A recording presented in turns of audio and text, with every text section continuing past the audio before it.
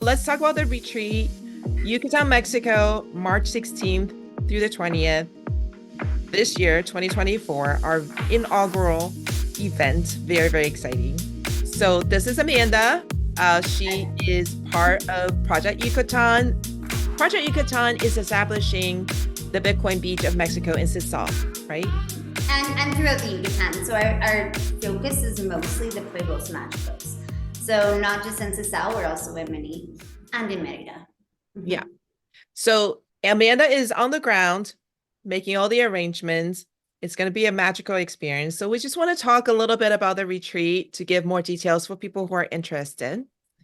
And we'll ask each other questions, kick our question bucket back and forth to give people as much information as possible so they can make the decision to come and join us. I love it.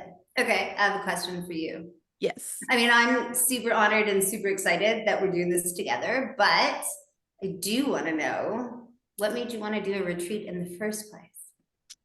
Yeah, it's a couple of reasons. The first is, as I was traveling around the country with Scott with Huddle Up, which is the game that he designed to orange pill me, and we've been bringing it around to share with other Bitcoiners who are trying to orange pill their family as a tool.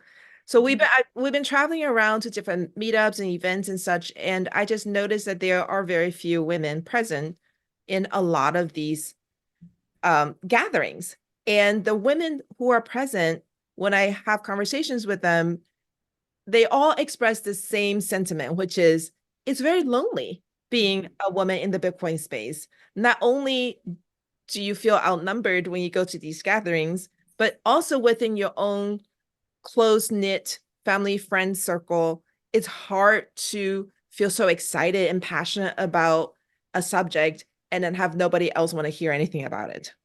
Right. So you can't talk to the people who you see every day. You go to these meetups and then everybody's nice. I'm not saying everybody's not nice. The men folk, very, very wonderful. Everybody's passionate about this revolutionary technology and everybody wants to share it. But it is different when men get together and talk. They're masculine in their communication style. Women are a little bit different.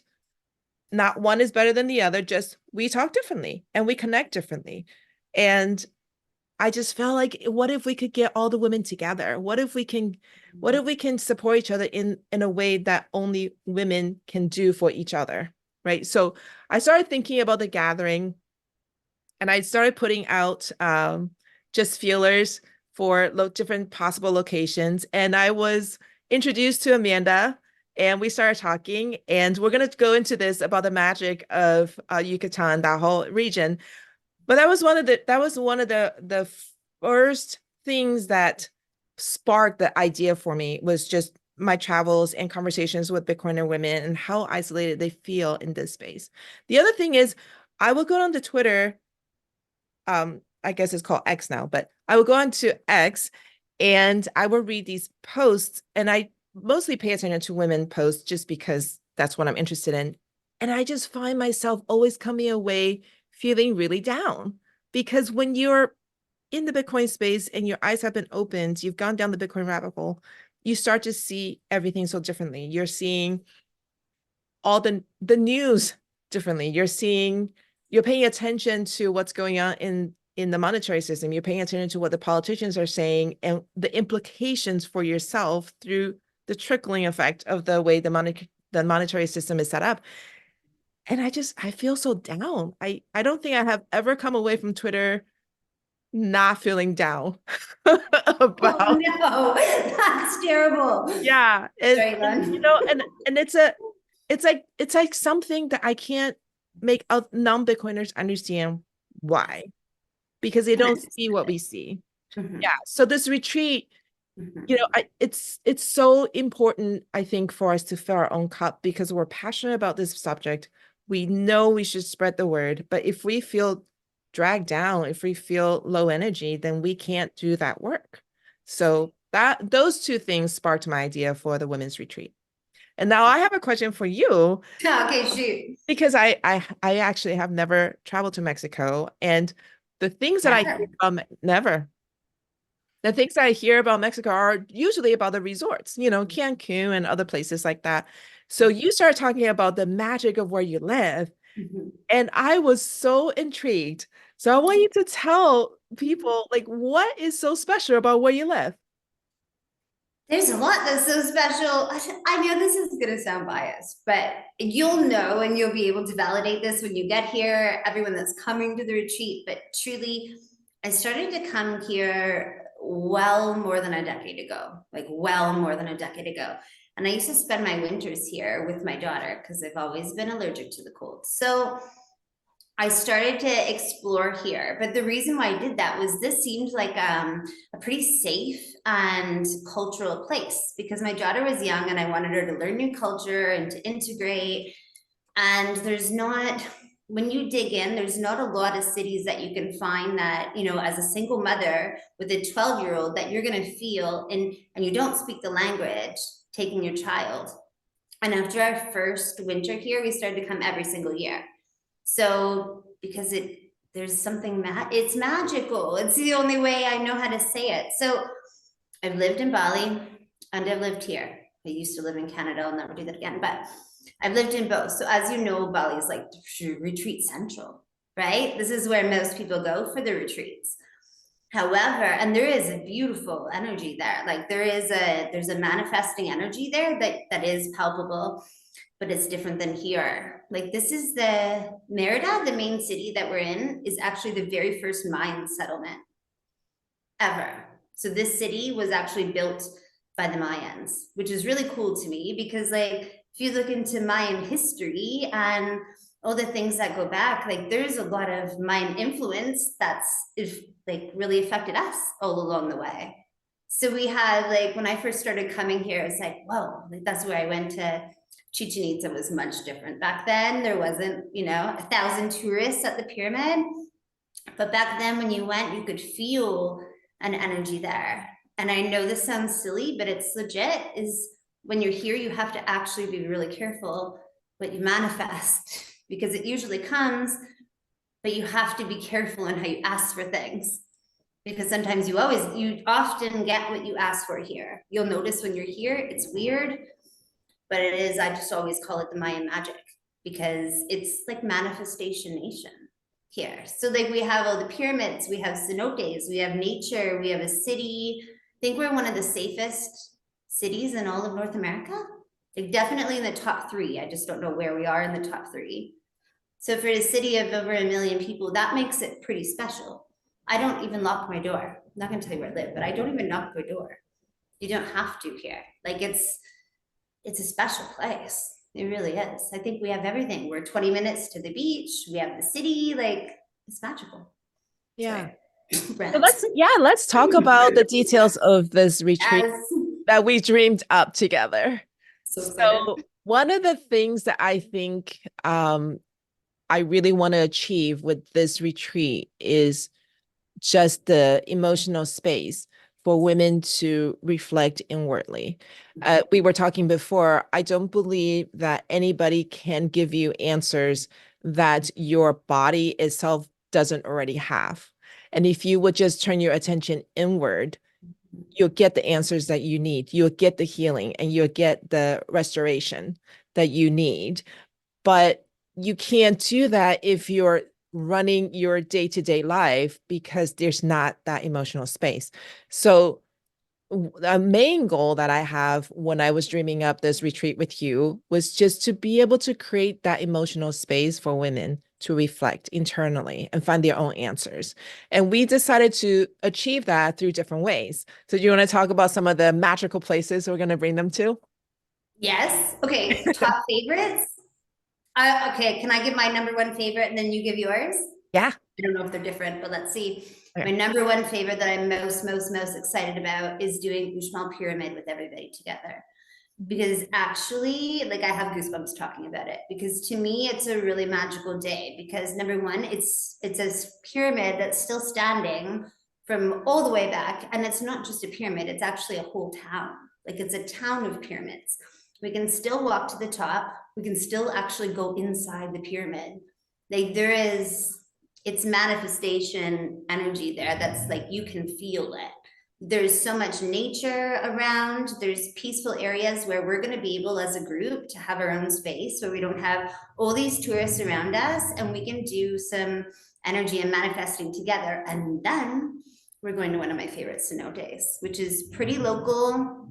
A cenote is actually a sacred water space. If you do some Googling about the Mayans, it was a sacred water space. And I think for us, it's also a sacred water space. So after the Pyramid of the Magician, Uxmal will be going to do a cleanse with just us. So this cenote is not well known. It's not on the tourist route. It's like one of my favorite hidden gems that I love to share. There's going to be maybe 8 or 10 local people there, and the rest will be us, and we can have our time and space together.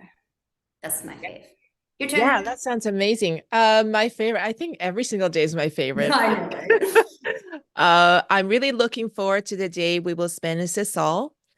I Mhm. was talking to Mercedes' daughter, and she says she grew up in that area, and every time she takes the boat to go into the flamingo habitat, she's Yeah. so blown away by the majestic feeling that you just kind of swells up from within you. And that's one of the things that we really want to achieve from all the locations that bring you to is just that feeling that comes from within. And so really looking forward to that. I think that's going to be amazing. I feel like every day is my favorite. I mean, I It's a really, nature connection, but our Sisal day is actually an experience that I haven't even experienced. Like it's a level, it's a different, they've planned. So the company that's taking us out has actually done something really special for us that they've never done for anybody else. So I've never experienced it either. So I'm really excited. yeah, I've yeah, experienced the flamingos and the boats. I do it often. I was there this weekend. yeah, But what we have together is going to be different. So I'm really yeah. excited. And Sicily is also where you guys are working to create Bitcoin Beach of Yes, that's Mexico. our vision of the Bitcoin Beach, Mexico. We still have a ton of work to do there. I mean, we're just kind of tipping the iceberg right now, but it's a pretty magical beach. It really is. We've Yeah. been And so we are just by us being there, hopefully we are supporting your efforts, bring attention there, and hopefully spending Bitcoin there. And so I'm looking forward to that day. I'm also really looking forward to the day we get to go and tour the Mayan women's the honey farm. okay. Can I just like riff off that specific thing? Because you just made me think of something.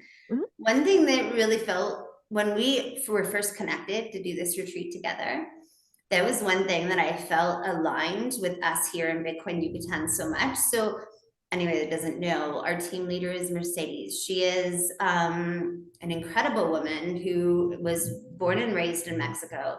And she's worked and lived all over the world with marginalized women. And when we were creating the idea for Bitcoin Yucatan, this is one thing that Mercedes said is that for us women in Mexico is probably going to be the most substantial entry point because of how women think, of how women work, of how women take care of their families, how there's a cultural connection here where women are it.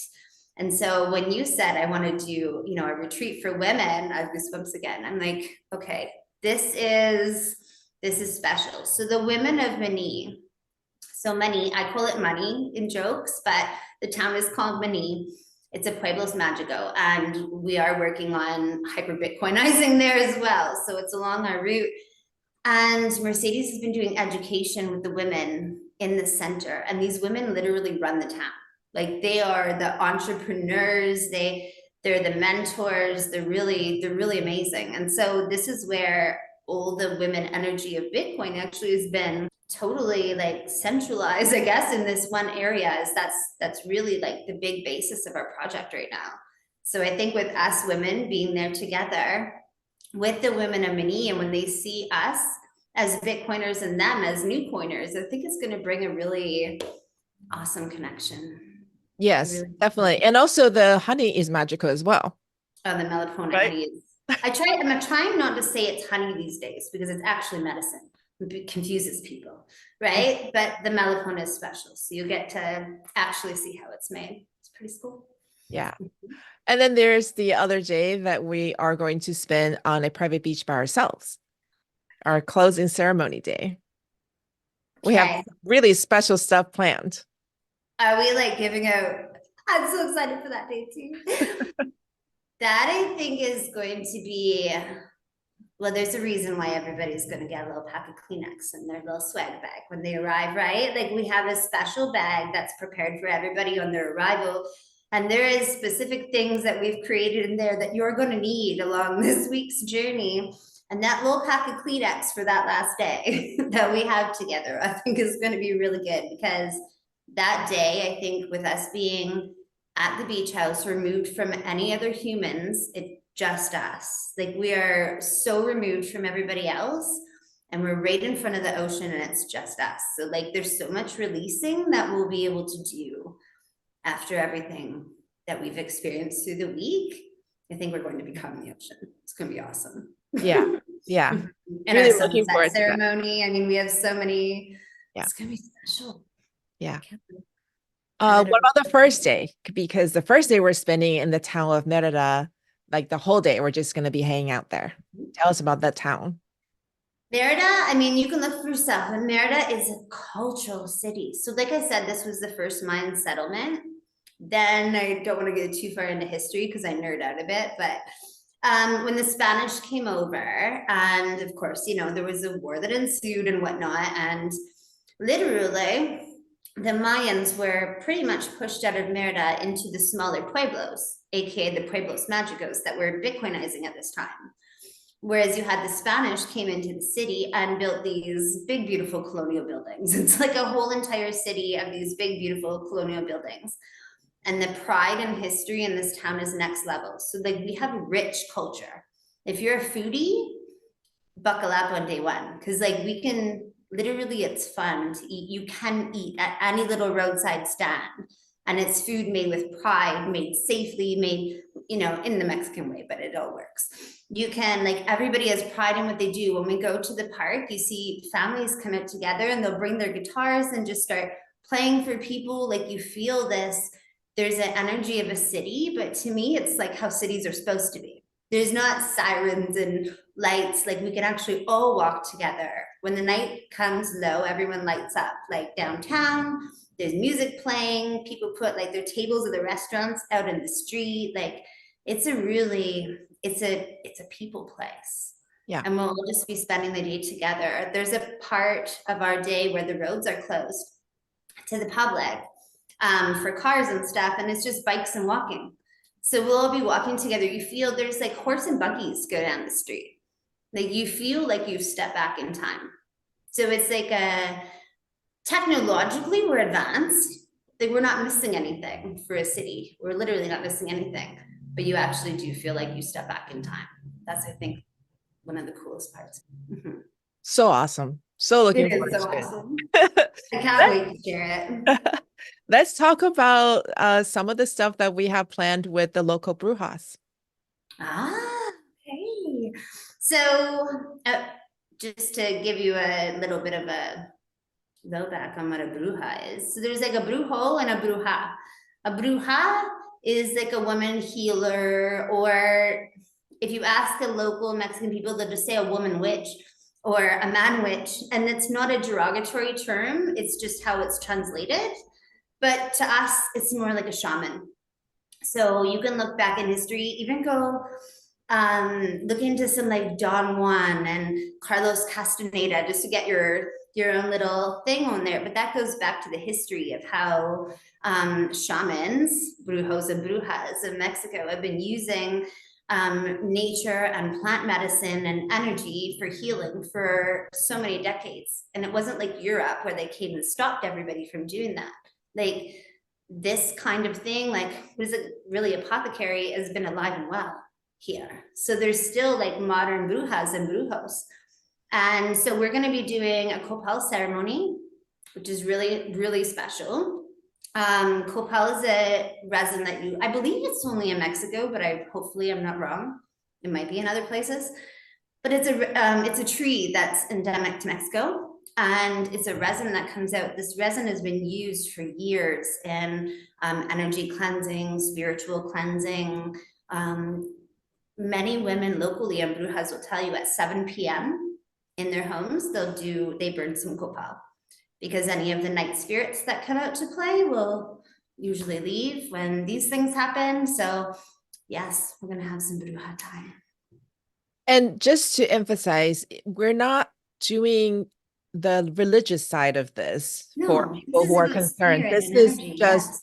this is apothecary, as you're talking about. It's a energy healing, energy release type of uh ceremony. So we're not diving into any of the local religious No, we're practices. not, yeah, Just we're to not getting into clarify. the other stuff. Yeah. No medicines, just energies.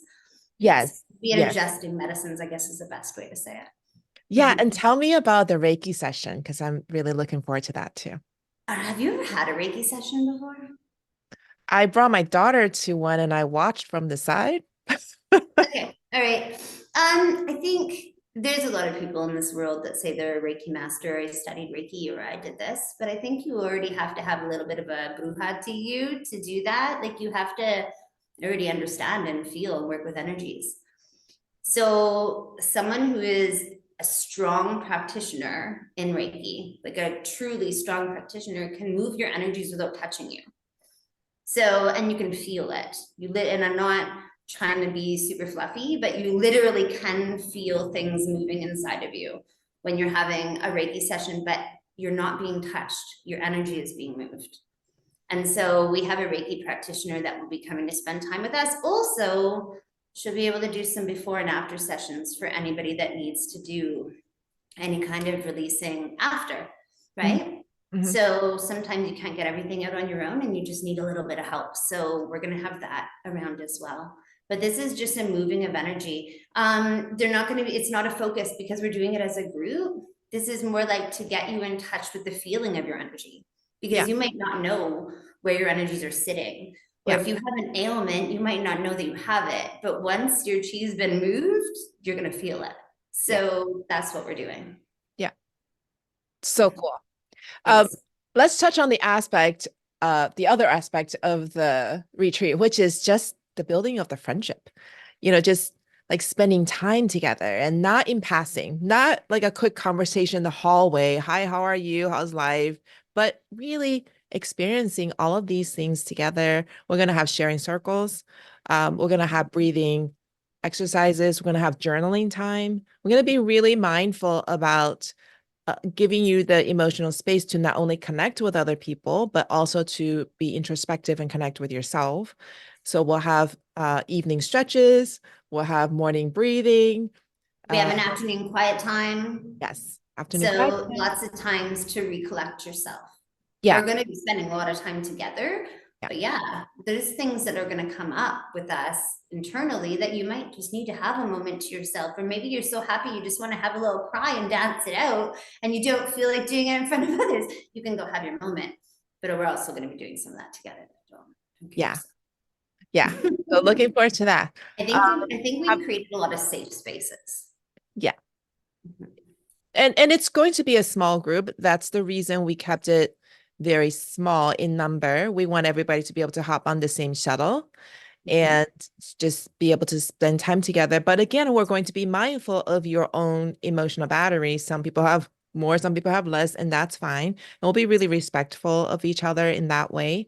Um, let's talk about why we're requiring an application for this Oh, retreat. yeah, totally. I actually think that's really important because it's something that we all talked about separately, which Yes. makes it pretty valid, right? Do Yeah. you want to Yeah. explain a little first from your point of view or? Yeah, it's not a way for us to filter out people we don't want to spend time with. That is not No, the no, reason no, for it no, at no. all. It's just we want to make sure our goals are aligned. So for example, if what you're looking for is like a touristy kind of experience where you're hitting a lot of places, checking them off and eating fancy food, unfortunately, that's not what we're going to be focusing on. And if you're coming here looking for that, you're going to be really disappointed. And we don't want anybody leaving thinking, oh my gosh, I didn't get what I want.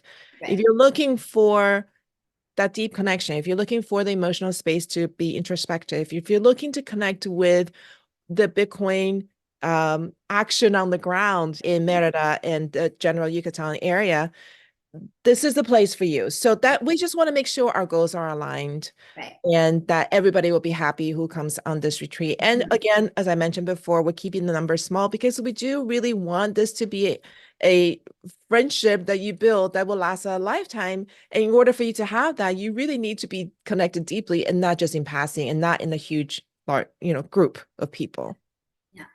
Another thing, just being on the ground, that was important to me in this application. So some of the questions you'll see that are aligned with how we were thinking in the planning is a lot of people that are coming are, you haven't been here before. So, and you haven't experienced this.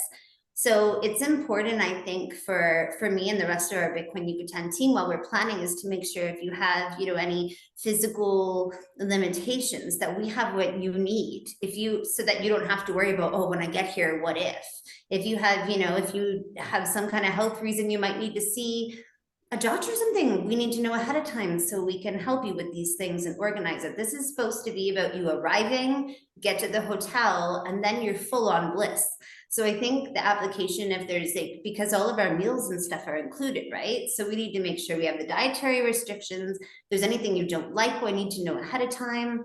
This is supposed to be an experience of all bliss. So the more planning that we can do to make it blissful for you is better. I think that's why it was so Yeah. important in my end.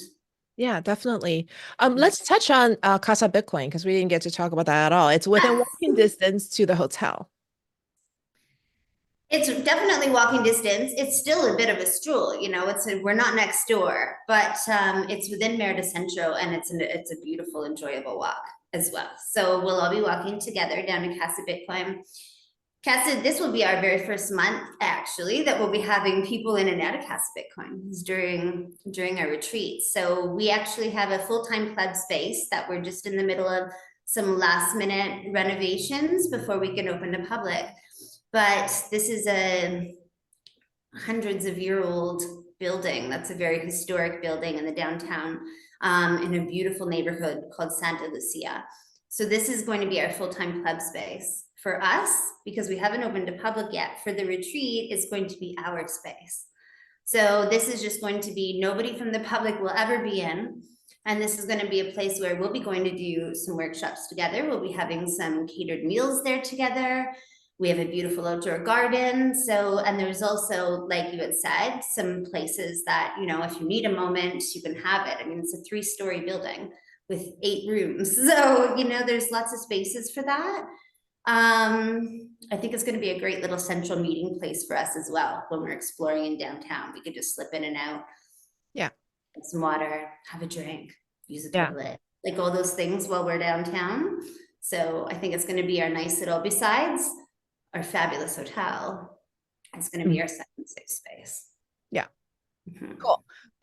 Anything I have missed that we should talk about? Oh, there's probably so many more. I think we need to come back again when we think about it. There's just so much that we put a lot of heart and soul into this, Yeah. right? So I Yeah. think sharing the exciting details is going to come out in bits, I think. Yeah. Yeah. Well, if you have any questions after watching this video, you can shoot a question in either our Telegram group. Hopefully you're part of that. If not, the link is below. And you can also just email me directly and I will find an answer for you. If we have enough requests, we can also do a live Q&A going forward. Just make sure you go and check out the more details on our website at www.orangehatter.com/Yucatan. And there'll be more details there. The application link is there. And I think that about covers it. We hope that you can come and join us. It's going to be amazing.